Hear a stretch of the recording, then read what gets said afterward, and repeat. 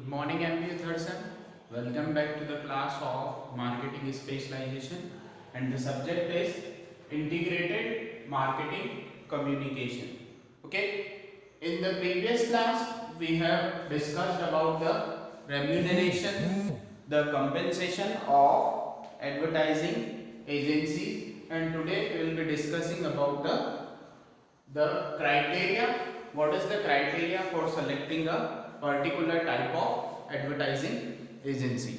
Okay, so we will be taking some of the criteria we need to consider while selecting the advertising agencies. Okay, so the first criteria is experience of the agency.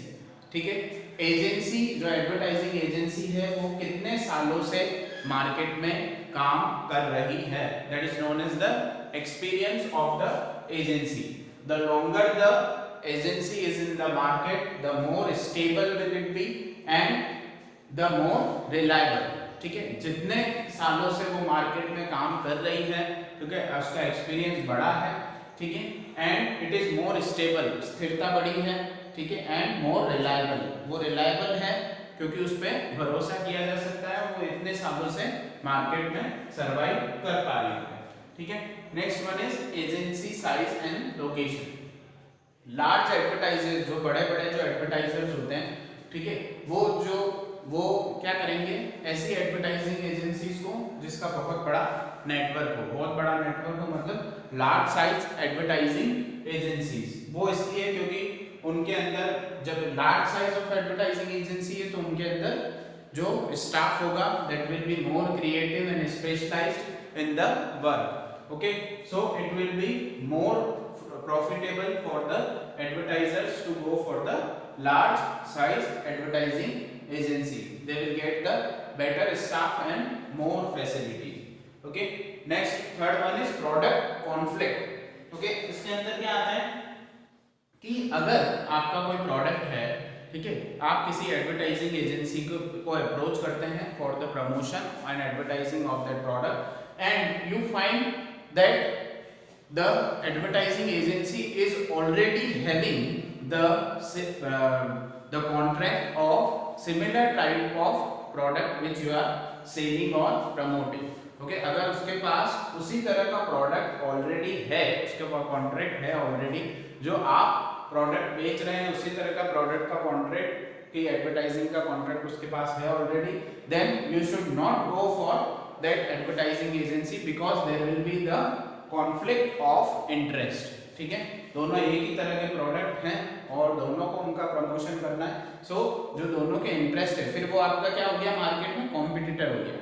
ठीक है, so advertising agency can be biased between the two. Okay, so you should not go for that advertising agency which is doing the contract of a similar product of your product. Okay, next one is financial position.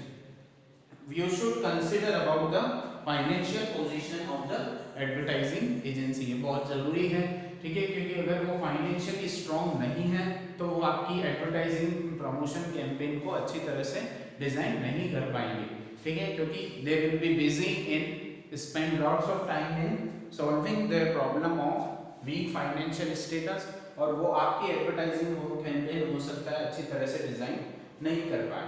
Okay, so you should always look for the financial position of the advertising agency. Next one is special skills.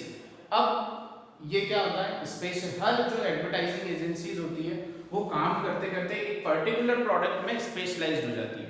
ठीक है, जरूरी नहीं है कि वो सारे product को specialised हो, वो एक पर्टिकुलर प्रोडक्ट एक सेगमेंट में स्पेशलाइज्ड हो जाती है काम करते हुए. ठीक है, जैसे कोई इंडस्ट्रियल प्रोडक्ट में स्पेशलाइज्ड है, उसकी मार्केटिंग एडवर्टाइजिंग करने के लिए, कोई एफएमसीजी प्रोडक्ट में है, ठीक है, उसकी मार्केटिंग करने के लिए, उसके प्रमोशन करने के लिए, हो सकता है कोई मेडिकल प्रोडक्ट में हो, ठीक है, मेडिकल जो मेडिसिन आती है उसकी एडवर्टाइजमेंट प्रोडक्ट. तो इस तरह से क्या होता है, जो एडवर्टाइजिंग एजेंसी होती है उनको भी एक स्पेशलाइजेशन हो जाता है काम करते करते. So you should always look for special skills of agency. अगर आपका इंडस्ट्रियल प्रोडक्ट है और कोई एडवर्टाइजिंग एजेंसी है that is specialized in promoting और advertising the industrial products, then you should go for that advertising agency. Okay, next one is current clients. Current clients मतलब ये बहुत इंपॉर्टेंट होता है कि आपको पिछली हिस्ट्री एडवर्टाइजिंग एजेंसी की चेक करनी है और उसके प्रेजेंट जो क्लाइंट्स है, ठीक है, कौन कौन से क्लाइंट्स से वो डील कर रहा है, उससे उसके नेटवर्क का पता लग जाता है कि कौन कौन से क्लाइंट्स उससे काम करा रहे हैं, ठीक है। सो you should always analyse research about the current clients. जो भी आप उसका ब्रोशर होगा उसमें हमेशा मेंशन होता है कि हमारे क्लाइंट्स कौन कौन से हैं जिनके साथ वो अभी काम कर रहे हैं। तो इट इज वेरी इंपॉर्टेंट और criteria to analyse the current clients, कौन कौन से क्लाइंट्स के साथ वो अभी एडवर्टाइजिंग एजेंसी काम कर रही है। Next one is process of payment. ये भी बहुत इंपॉर्टेंट है because payment is very important in the finance, is very important in the advertising agency issue. So process of payment में आपको क्या देखना है कि क्या जो क्राइटेरिया यूज कर रही है during for the process of payment, ठीक है, कितना एडवांस ले रही है, ठीक है, कितना उसके बाद जो एडवर्टाइजिंग कैंपेन होने के बाद पैसा ले रही है या कितना एडवांस ले रही है, ठीक है। So that decides the criteria for your selection of advertising agency. If you are not financially sound, okay, आप फाइनेंशियली साउंड नहीं है तो आप हमेशा प्रेफर करेंगे ऐसी एडवर्टाइजिंग एजेंसी हो, ठीक है, जिसको जो आपको रिजल्ट मिलने के बाद आपको उसको पैसा देना पड़े और एडवांस नहीं देना पड़े। Okay, so these are some of the criterias. Experience of the agency size and location, product conflict, financial position of the advertising agency, special skills of the agency, current clients and process of payment. Okay, thank you.